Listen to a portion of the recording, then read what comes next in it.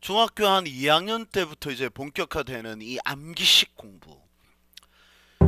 자, 이것 때문에 대학생들을 데리고 저희가 몇 년 동안 영어 문장 만들기 훈련을 시킨 적이 있는데, 결론은 똑같습니다. 이 아이들이 한 중학교 1학년, 2학년에서 사실 영어 공부를 그만뒀다라는 것이 저희가 내린 결론입니다. 어, 뭘 하는지도 모르면서 이제 암기 위주의 공부를 이제 본격적으로 중학교 때 하기 시작되는데, 고등학교 올라가면 거의 질리는 분량이죠. 그래서 대부분은 손을 들고 맙니다. 그 다음에 이게 이제 자기 머리에 한계다 이렇게 규정 짓는 애들이 되게 많습니다. 나 어릴 때는 영어 성적이 잘 나왔는데 내가 되게 영어를 좋아했는데 진짜 영어는 안 맞는가 보다 이렇게 되는 겁니다. 대부분 이 고등학교 올라가게 되면은 해법을 찾지를 못합니다. 자, 그럼 이제 어떻게 우리는 준비를 해야 되는가? 또 중학교 때부터 어떻게 사실은 체질을 바꿔야 되는가? 이게 이제 EBS 공부의 왕도에서 공부를 잘하는 아이들의 5가지 특성으로 정리한 내용입니다. 이 공부법의 가장 핵심은 뭐냐? 데이터가 쌓이는 겁니다. 자, 자기가 지금 공부하는 내용이 어딘가에 들어와서 고착이 돼야 됩니다. 그러려면은 이해를 기반으로 기억을 조직화해야 됩니다. 이게 진짜 중요한 이야기입니다. 즉 이제 들어오는 이 정보가 제대로 쌓일 수 있게, 만약에 프레임이 없다 그러면 이 정보들이 전부 다 죽어버리거든요. 예, 마치 수취인 불명의 그런 편지들처럼 막 데이터가 들어오긴 들어오는데 어디에 쌓아둬야 될지를 모르는 일이 벌어지는 겁니다. 이 프레임을 만드는 것, 즉 데이터, 정보를 쌓을 수 있는 그런 프레임을 만드는 것, 이게 공부의 가장 기본입니다. 자, 여기 이런 문장을 봤을 때 대부분은 그냥 그는 해석을 하고 넘어갑니다. 그는 눈으로 덮여져 있는 집을 쳐다봤습니다. 저 아래에 놓여져 있었던 유리 엘리베이터를 통해서 쳐다봤습니다. 이렇게 해석하고 넘어가죠. 학교 문법에서는 이걸 그냥 일형식이라 그럽니다. 주어, 동사, 전치사, 명사는 우리나라 문법에 다루질 않으니까 일형식 이렇게 하고 넘어갑니다. 자, 이거는 프레임을 갖춘 상태의 그런 공부법이 아닙니다.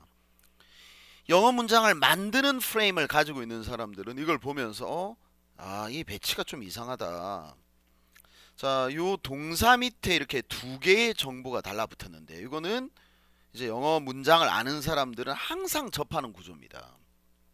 이 동사를 핵으로 우두머리로 이 2개의 정보가 달라붙었는데요. 이런 걸 이제 다중결합이라 그럽니다. 이 다중결합의 대원칙은 앞을 가볍게 뒤를 무겁게 하는 겁니다.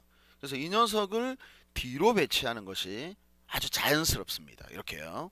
He looked through the glass elevator at the snow-covered houses that lay below. 그는 유리 엘리베이터를 통해서 쳐다봤습니다. 눈으로 덮여져 있는 집을 쳐다봤습니다. 저 아래에 놓여져 있었던. 자, 이런 식으로 이 문장을 읽어야 되고, 이 동사를 우두머리로 잡아서 이렇게 2개의 정보가 결합되어 있는 게 보여야 됩니다. 자, 그 다음에 이제 조금 더 발달하면 명사가 다시 우두머리가 돼서 이 밑에 문장이 결합되어 있는 게 보일 겁니다. 자, 이렇게 문장을 만들 수 있는 프레임이 되어져 있는 사람들한테는 이 구조가 굉장히 흔한 구조고 늘 등장하는 구조입니다. 근데 그냥 이런 프레임이 안 갖춰져 있는 상태에서는 이런 정보를 담을 수 있는 틀이 없습니다. 그냥 주어, 동사, 일형식 그냥 넘어가는 거죠. 자, 다시 정리를 하면은 인지학에서 이제 하는 이야기입니다. 우리가 이제 이 공부라는 게 정보가 이렇게 들어왔을 때 이 정보를 담을 수 있는 이 프레임을 만들고 여기를 고착화시키는 것, 이게 가장 중요한 이야기입니다. 여기가 돼야지 정보가 쌓이기 시작하고 정보가 고착되면서 이 바깥으로 끌어낼 수 있는, 즉 응용할 수 있는 힘이 생기는 겁니다. 중3 때 보통 만나는 문장 길이가 한 이 정도 되는데요. 고등학교 1학년, 2학년, 3학년 올라가면 상상을 초월합니다. 자, 이건 수능시험에 나왔던 단락이 아니라 한 문장입니다. 한 문장인데 60단어가 하나의 문장이죠. 이렇게 올라가면은 끝이 없어집니다. 자, 근데 그 다음에 이제 막 문제들이 막 쏟아지는데 우리가 이렇게 접할 우리가 이렇게 처리할 수 있는 양이 아닙니다. 이런 식의 정보가 막 쏟아졌을 때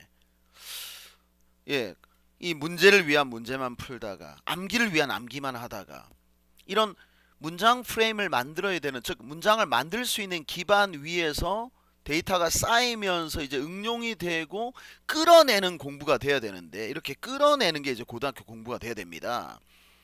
근데 중학교 내내 암기를 위한 암기만 하다 보니까 문제가 뭐냐면은 프레임이 제대로 만들어지지 않았고, 그러니까 데이터가 쌓이지가 않으니까 거기서 끌어올 게 없는 겁니다.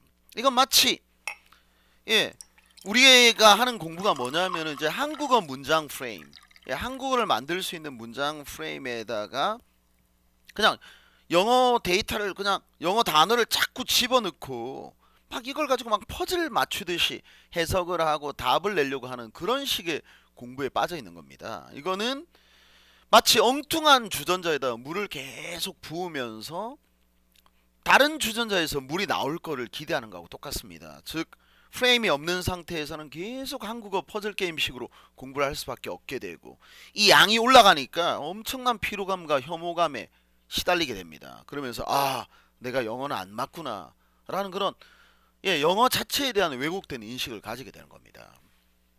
이 문제, 즉 프레임을 만들지 못하는 이 문제, 즉 중학교 때 해야 될 가장 중요한 것, 것이 영어 문장을 만들 수 있는 프레임을 갖추는 겁니다. 그래서 이 데이터가 쌓일 수 있어야 됩니다. 데이터가 쌓이지 않는다면 나올 게 없죠, 그죠? 그러니까 자기가 하고 있는 게 도대체 뭐에 대한 부분이고 어떻게 이 정보를 쌓아야 되는가에 대한 틀을 만드는 게 가장 중요한 이야기입니다. 이게 중학교 내내 지속적으로 이루어져야 되고 아주 체계적으로, 단계적으로 또 효율적으로 이루어져야 되는 겁니다.